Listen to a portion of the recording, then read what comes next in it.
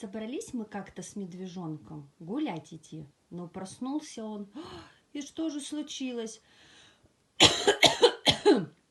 Простыл медвежонок, горло у него заболело.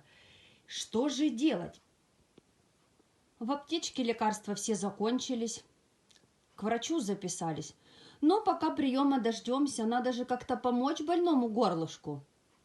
И начали мы с медвежонком размышлять, как же можно горлышку пока помочь. И вспомнили, что есть чудо-рецепт с помощью ингредиентов, которые всегда есть дома. И отправились мы с ним это средство готовить.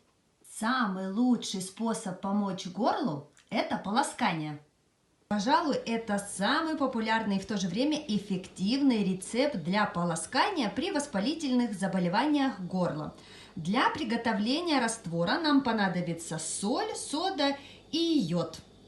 Но перед тем, как мы начнем, обязательно важно помнить, что процедура полоскания может временно облегчить боль и неприятные ощущения в горле, но справиться с причиной заболевания оно не помогает.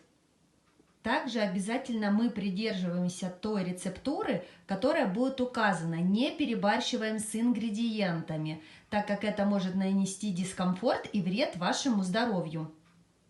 И если, к примеру, дома у вас не оказалось ни йода, вы такой суперкулинар, что использовали всю соду, и дома у вас осталась только соль, это, конечно, будет менее эффективно, но все же можно сделать солевой раствор. Для этого минимального рецепта полоскания нам понадобится 1 стакан теплой кипяченой воды и пол-ложечки соли. Все хорошенько размешиваем. Если у вас есть морская соль, можно, конечно же, добавить ее вместо пищевой. Ну, а теперь мы возвращаемся к нашей полной версии рецепта. Стакан теплой кипяченой воды объемом 250 мл мы добавляем 1 чайную ложку соли без горки.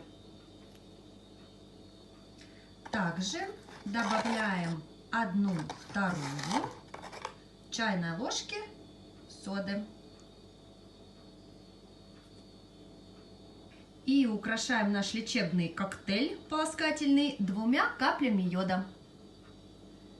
Аккуратно с йодом не перебарщиваем.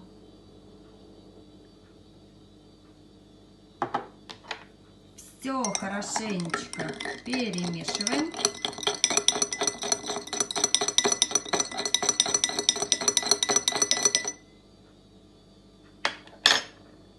И таким вот раствором рекомендуется полоскать 3-4 раза в сутки. Мы с Мишкой желаем всем хорошего дня. Ну, а мы отправляемся лечить горло. Ваше здоровье!